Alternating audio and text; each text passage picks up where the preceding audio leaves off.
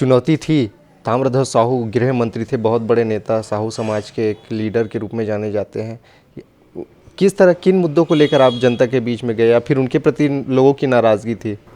पिछले 30 सालों से क्षेत्र में मैं काम कर रहा हूँ और लगातार राजनीति अपनी जगह है, लेकिन लोगों से पारिवारिक संबंध, लोगों के साथ उठना बैठना, दुख सुख में आना जाना। लेकिन आपको विश्वास था कि भारतीय जनता पार्टी की सरकार बनेगी। कई सारे एग्जिट पोल आए जिसमें कांग्रेस पार्टी को जीतते दिखा रहे थे। भारतीय जनता पार्टी हर समय हर पल अपने आप को रिव्यू करती है। पार्टी रोज क्या क्या समस्या आप देखते हैं और पहली प्राथमिकता क्या होगी आने वाले 5 साल में जिसको आप दुरुस्त करना चाहेंगे? अभी तो नवनिर्वाचित हैं आप। आपने कहा कि किसानों का क्षेत्र है और दुर्ग छत्तीसगढ़ एक किसानों का राज्य है। मैं बार बार अभी हम लोग भाजपा के बहुत से विधायकों का इंटरव्यू ले रहे हैं सर, उसमें से ना ज़्यादातर नरेंद्र मोदी जी को आगे रख रहे हैं। क्यों ऐसा है कि विष्णुदेव साय जी का चेहरा आगे नहीं रख रहे हैं ज़्यादातर?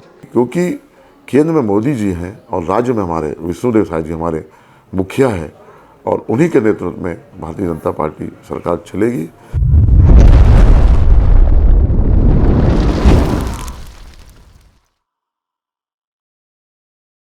नमस्कार, आप देख रहे हैं TNR न्यूज़ का खास कार्यक्रम सवाल जो आपका है और मैं हूं आपके साथ में राकेश निर्मलकर। छत्तीसगढ़ में चुनाव संपन्न हो चुके हैं, मंत्रिमंडल का भी गठन हो चुका है। अब एक नए दौर से हम फिर से छत्तीसगढ़ के अलग अलग विधानसभा क्षेत्र में घूम रहे हैं, क्योंकि इस बार नए चेहरों को मौका सभी पार्टियों ने दिया और इस बार जीत कर भी आए हैं। इसी क्रम में हम दुर्ग में आए हैं। दुर्ग ग्रामीण से इस समय जो नए चेहरा भारतीय जनता पार्टी ने उठाया था, ललित चंद्राकर जी को, उन्होंने मंत्री ताम्रध्वज साहू को हराया एक बड़े मार्जिन के साथ और उन्हीं के साथ आज हम हैं और चर्चा करेंगे। सर, बहुत बहुत स्वागत है आपका हमारे इस खास कार्यक्रम में। आपका स्वागत है।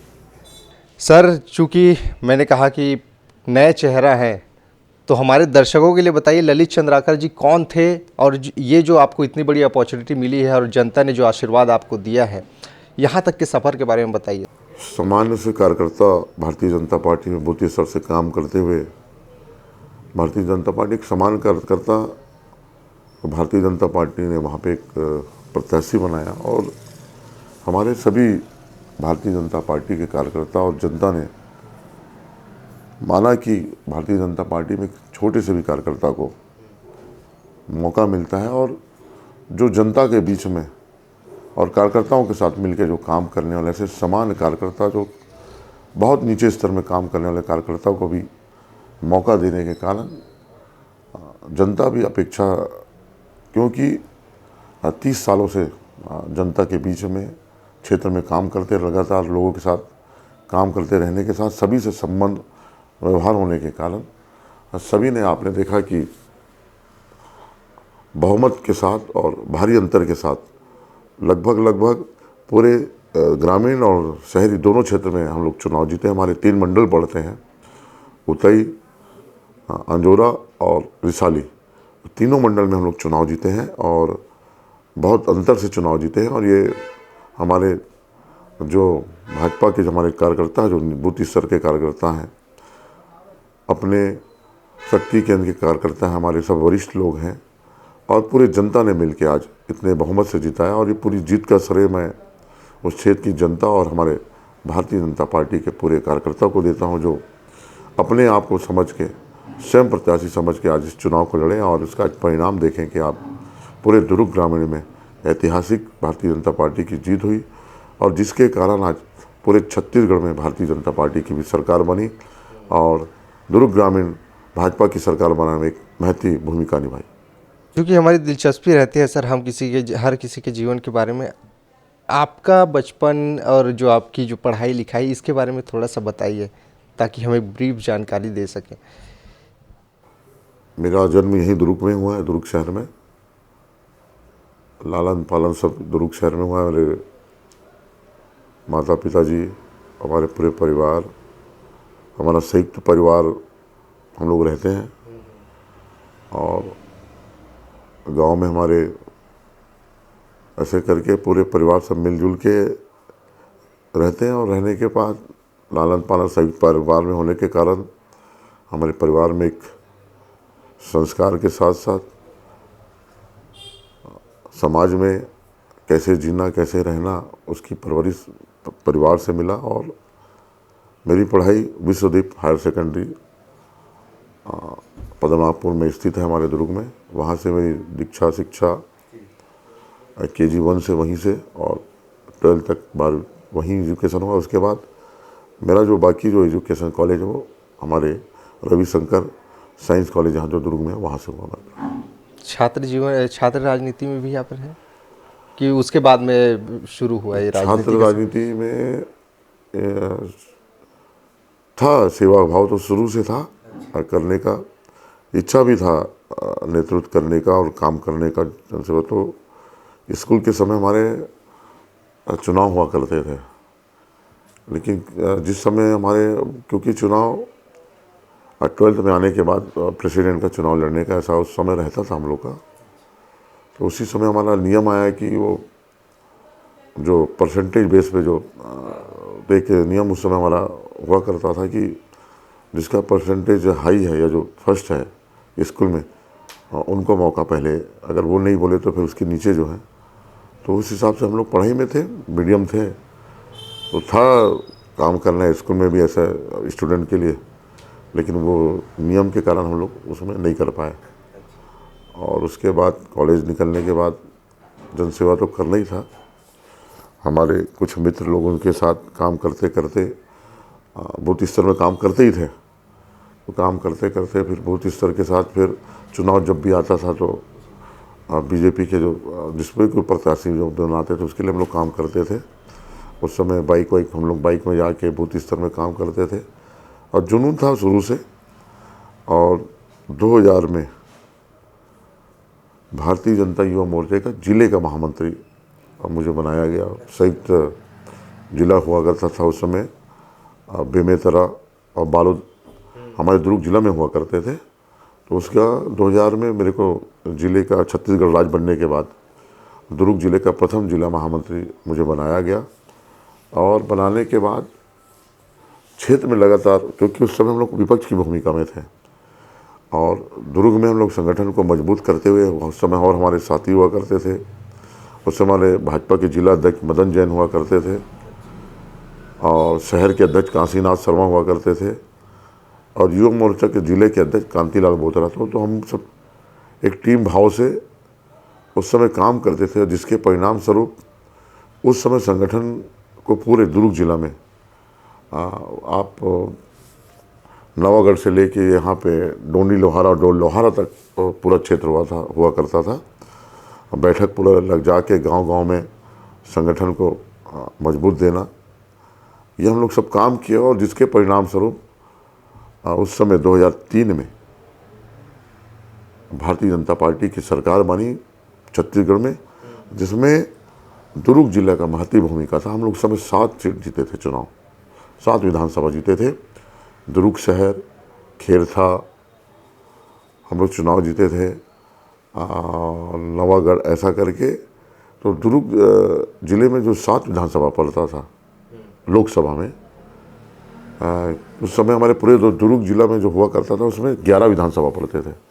11 में हमने 7 विधानसभा जीता, जिसका परिणाम स्वरूप उस समय डॉक्टर रमन सिंह जी की सरकार बनी भारतीय जनता पार्टी की और जो 15 साल तक लगातार सरकार रही और लगातार दुर्ग जिला में भाजपा का ग्राफ बढ़ते गया और संगठन में काम करने, क्योंकि 2003 में खेरथा से चुनाव मेरा भी लड़ने का था। उस समय टिकट भी लगभग घोषणा हो चुका था, लेकिन फिर उसमें फिर बात आई कि पुराने को फिर देना है। तो मुझे बुलाया गया, बोले आप अभी बहुत युवा हैं, बहुत मौका है, तो हम पुराने को फिर से दे रहे हैं। तो बोला नहीं ठीक है, अभी तो हम लोग। अच्छा, ये इतने समय से आप थे, किसी बड़े नेता से मुलाकात हुई आपकी जिनसे आपको देख के लगा हो कि ये जो शीर्ष नेता है भारतीय जनता पार्टी के, उनमें से किस बड़े नेता से आपकी पहली बार भेंट हुई थी?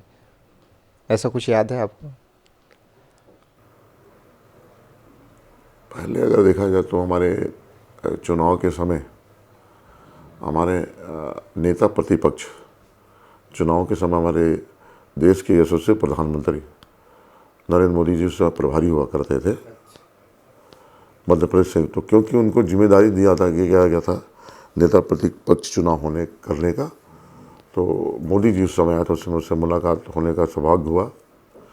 फिर हमारे प्रदेश के प्रभारी थे राजनाथ सिंह जी, रविशंकर जी, ऐसे तमाम जो नेता हमारे हैं बड़े, यहाँ पे हमारे रमन जी हो गए,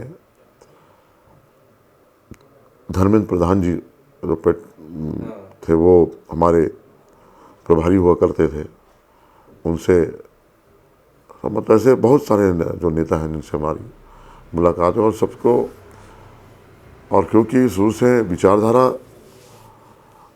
बीजेपी की ओर था, हमारे परिवार का भी पूरा विचारधारा बीजेपी की ओर, हमारे जो पूर्वज जो थे, हमारे पुरखा जो धमतरी में हमारे जो गांव है, हमारा पुरखा गांव जो है, हमारे परिवार, हमारा गांव पूरा बीजेपी का था। धमतरी जिले में पड़ता है, ग्राम डोनर हम लोग का गांव है, डोनर, छाती, लड़ेर, सेमरा करके ऐसा हमारा 4 गांव है।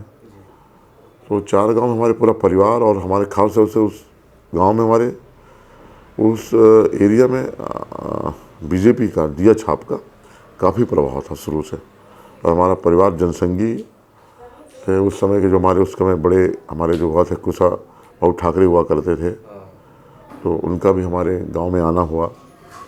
ऐसा करके तमाम शुरू से परिवार पृष्ठभूमि बीजेपी से जुड़ा हुआ है, जनसंघ से, और ऐसा करके, और हम लोग का भी जो देखते देखते सब बड़ों को देखते हुए हम लोग विचारधारा से जुड़ते हुए और एक काम करते हैं। जी। अच्छा, ये जो अभी लगा था कि पहले भी आप टिकट की मांग करते थे, इस बार भी टिकट की मांग किए, चुनौती थी। ताम्रध्वज साहू गृह मंत्री थे, बहुत बड़े नेता, साहू समाज के एक लीडर के रूप में जाने जाते हैं। किस तरह, किन मुद्दों को लेकर आप जनता के बीच में गए, या फिर उनके प्रति लोगों की नाराज़गी थी?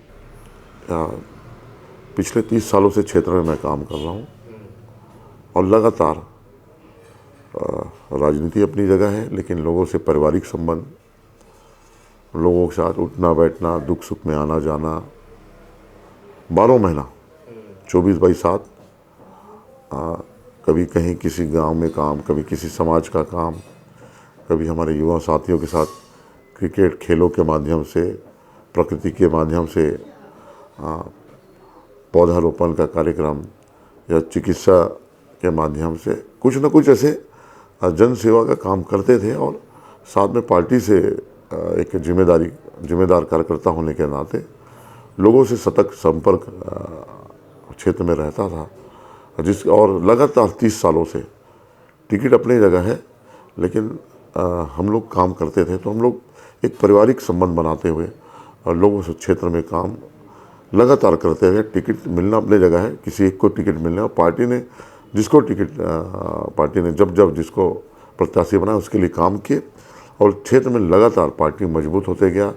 पूर्व में बालमुकुंद देवांगन जी को टिकट मिला, पहली बार खेरता विधानसभा से चुनाव जीता, संगठन मजबूत होने के कारण।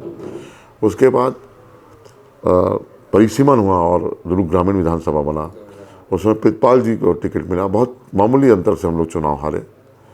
उसके बाद फिर रमशिला जी साहू जी को मिला, रमशिला साहू जी फिर चुनाव जीते, संगठन मजबूत होने के कारण। उनके बाद फिर जागेश्वर जी को टिकट मिला, और जागेश्वर साहू जी भी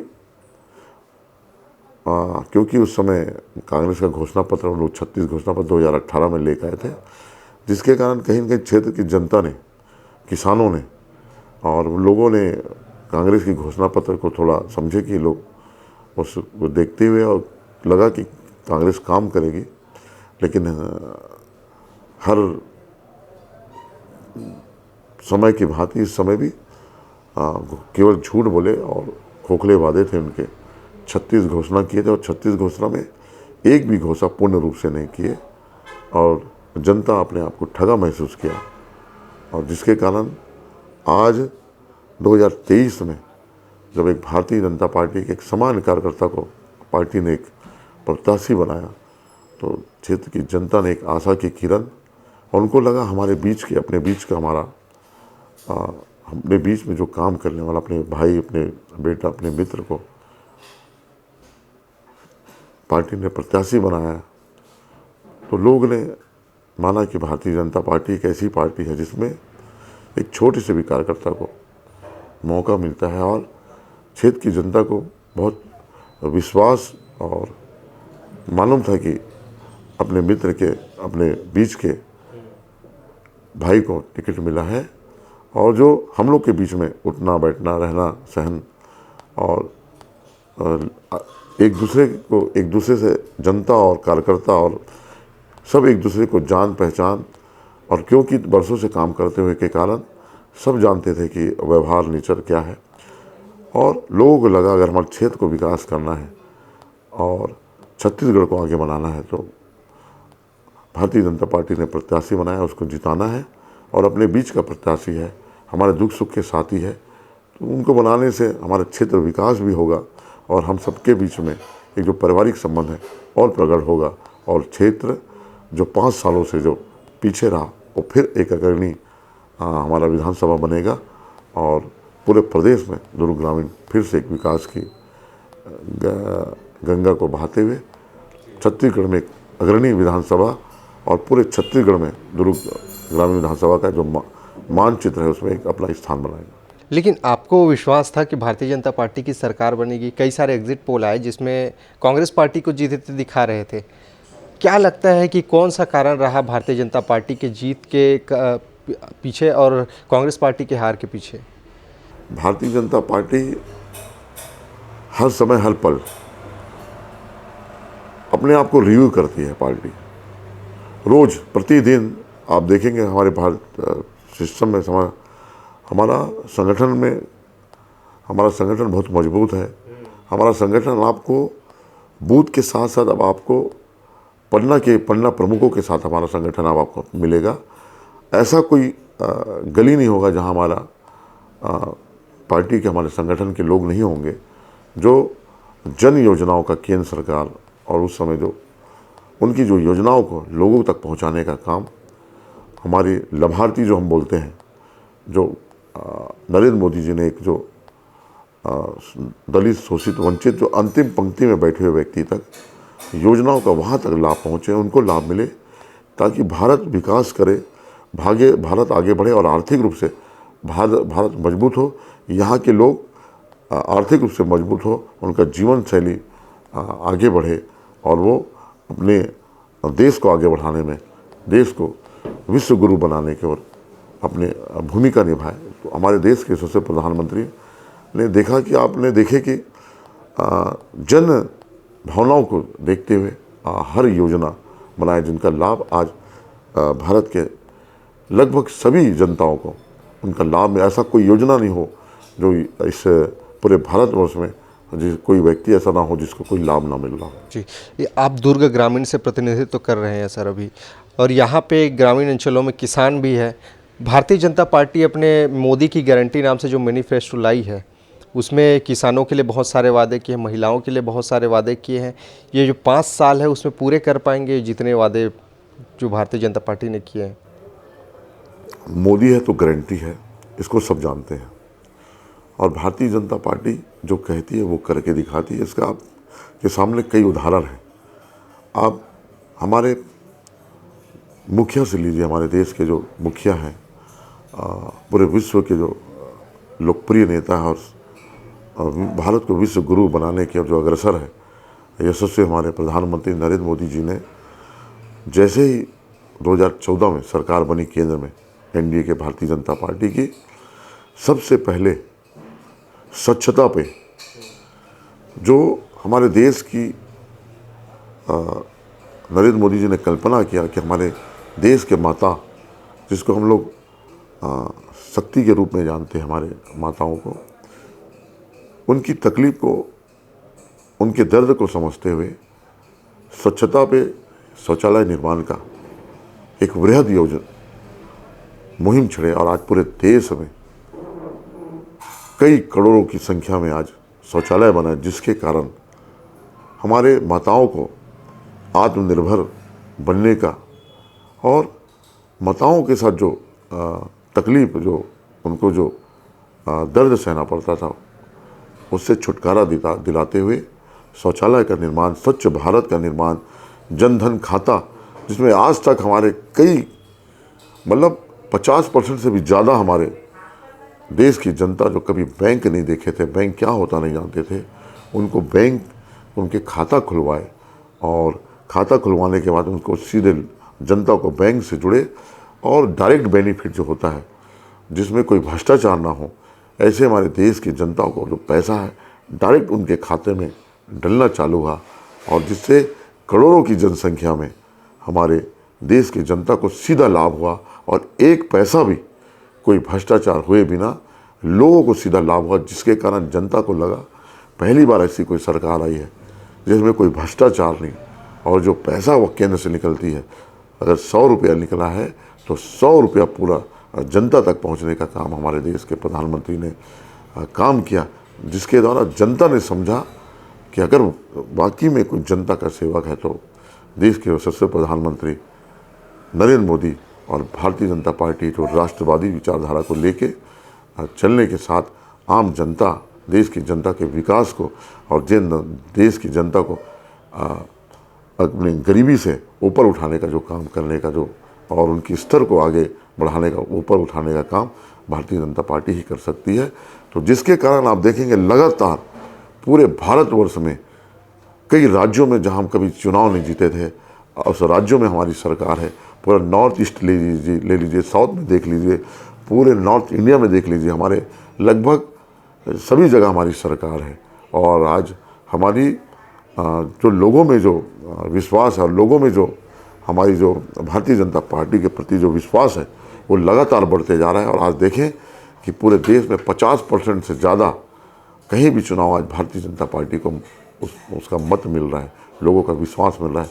तो ये दर्शाता है कि भारतीय जनता पार्टी एक जनता की विश्वास जीतने में कामयाब। जी, ये आप रायपुर दुर्ग ग्रामीण से इस समय है, क्या क्या समस्या आप देखते हैं और पहली प्राथमिकता क्या होगी आने वाले 5 साल में जिसको आप दुरुस्त करना चाहेंगे? अभी तो नवनिर्वाचित हैं आप। आपने कहा कि किसानों का क्षेत्र है और दुर्ग छत्तीसगढ़ किसानों का राज्य है।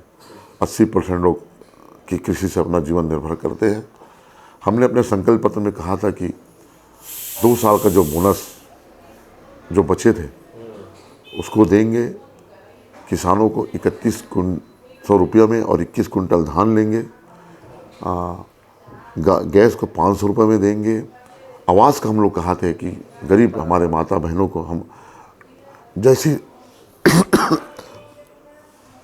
सरकार आने से पे उनको पक्का मकान देंगे। और हमने बोला था कि जैसी सरकार आएगी हम महतारी वंदन करके, आप सुने होंगे, हमारा एक संकल्प बहुत बड़ा योजना है।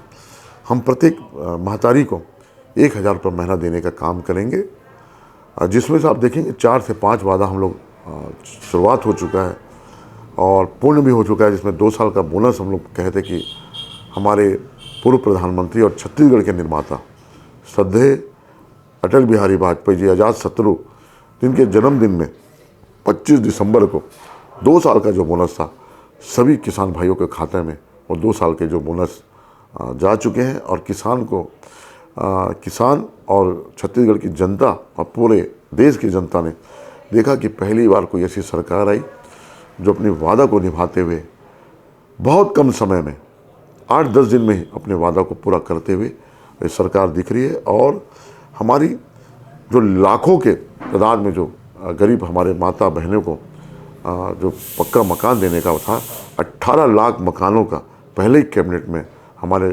प्रदेश के यशस्वी मुख्यमंत्री विष्णु देसाई जी ने दस्तखत किए। हमारे उप मुख्यमंत्री अरुण साहू जी और विजय शर्मा जी, ये तीनों के नेतृत्व में पहले ही कैबिनेट में मकानों पे साइन हुआ।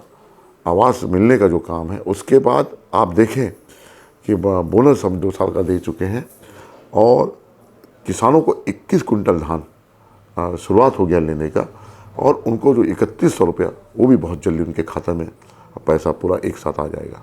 जी, वही मैं पूछने वाला था कि बहुत से दर्शक हमारे ये पूछ रहे थे कि जो पुराने रेट है उसी में अभी धान खरीदी हो रही है, उतने पैसे अभी आए नहीं है, इसीलिए मैं आपसे वही सवाल करने वाला था। क्योंकि कुछ टेक्निकल मामला रहता है, उसमें थोड़ा समय लगता है। और जो समर्थन मूल्य था उसमें अभी पेमेंट हो रहा है उनका, और उसके जो डिफेंस का जो राशि है बहुत जल्दी किसानों के खाते में आ जाएगा। पतला धान 2203 रुपया है और मोटा धान 2183 रुपया है। ये दोनों जो 31 रुपये हम जो देने का वादा किए थे वो पैसा एक साथ आएगा, 4 किस्तों में नहीं आएगा।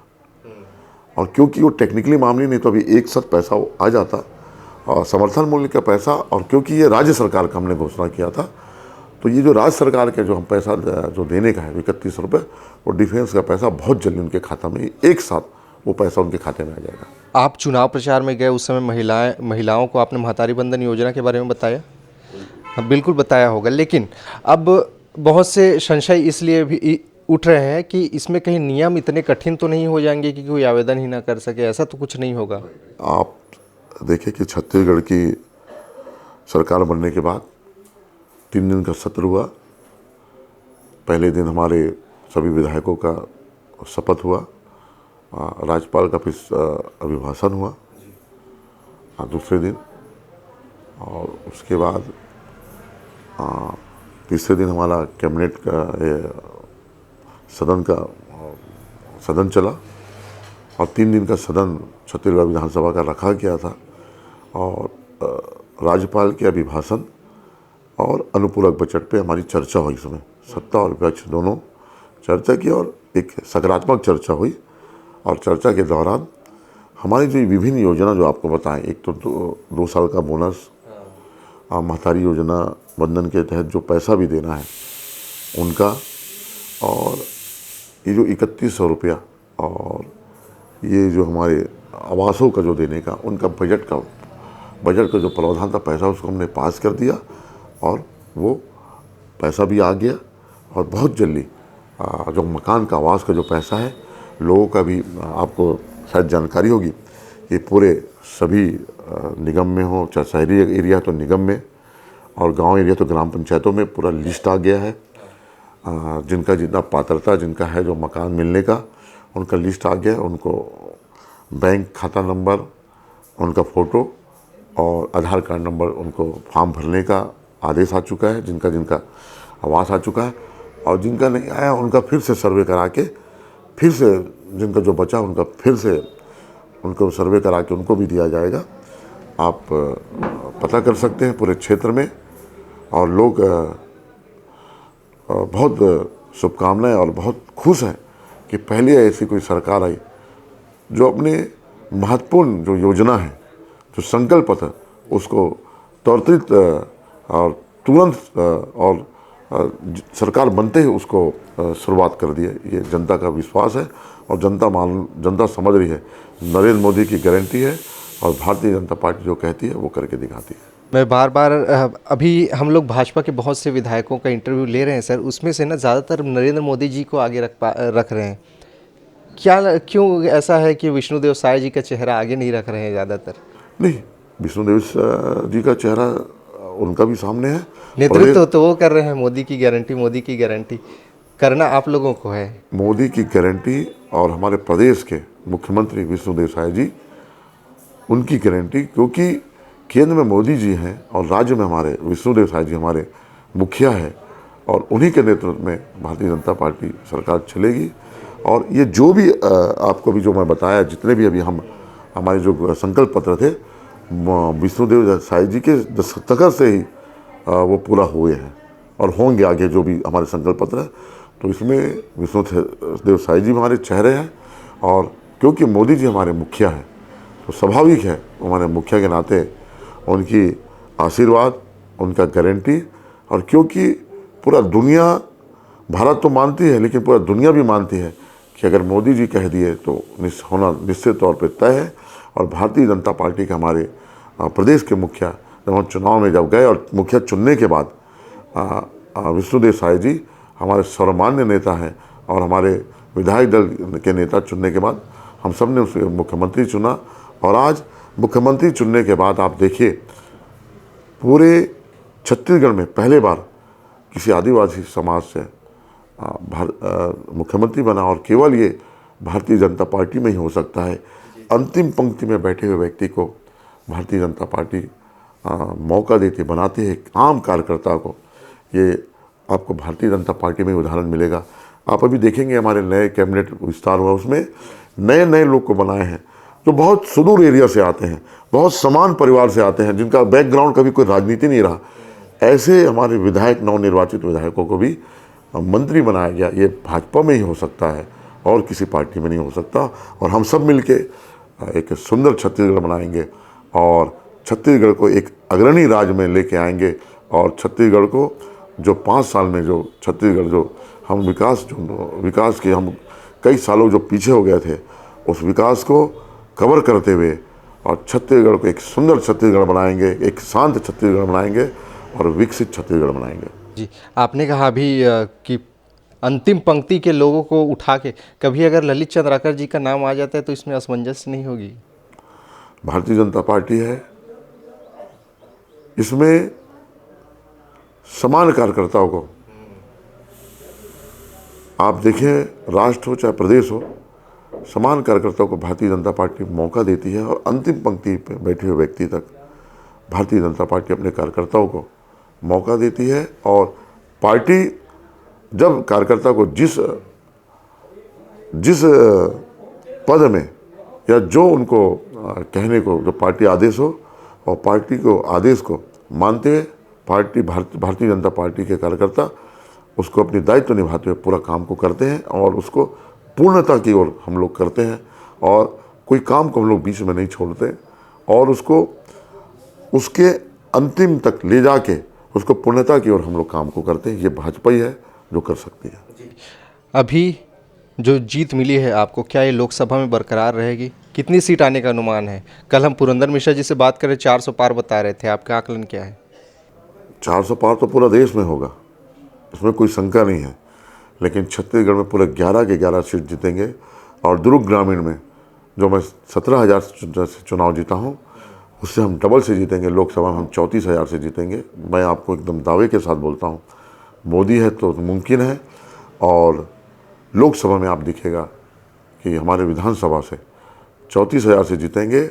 और लोकसभा में हम जो पिछला जो रिकॉर्ड था लगभग 4 लाख मतों से, पूरे छत्तीसगढ़ में सबसे ज़्यादा मतों से, अभी तक छत्तीसगढ़ में जितने चुनाव हुए हैं लोकसभा के शुरू से लेकर अभी तक सबसे ज़्यादा मतों से चुनाव जीते थे। और फिर वो रिकॉर्ड टूटेगा और फिर यहाँ पे 4 लाख ऊपर वोटों से हम लोग जीतेंगे। वो 5 लाख भी हो सकता है, 6 लाख भी हो सकता है, उसका मैं संख्या नहीं, लेकिन 4 लाख ऊपर वोटों से जीतेंगे। मैं आपको इस आपके सामने बैठा हूँ, मैं आपको ये दावे के साथ आपको बोलता हूँ। चलिए, कोई दिक्कत नहीं है सर, बहुत बहुत धन्यवाद आपका हमसे जुड़ने के लिए। कोई लाइन हमारे दर्शकों के लिए अगर आप कहना चाहें? निश्चित तौर पे छत्तीसगढ़ की पूरी जनता को आपने जिस विश्वास और जिस आशा के साथ भारतीय जनता पार्टी पे विश्वास किया और आपने सरकार बनाया, आप जनता, ये जनता की सरकार है, ये किसी व्यक्ति की सरकार नहीं है, ये आपकी सरकार है। और आप जनता जनार्दन जो हम लोग को कहेगी, जो आदेश आप लोग का होगा। और लोकतंत्र में जनता भगवान होती है और हम लोग सेवक हैं। हमारे देश के प्रधानमंत्री, हमारे प्रदेश के मुखिया विष्णुदेव साय जी हमेशा कहते हैं कि हम लोग सेवक हैं और सेवक की तरह हमको काम करना है।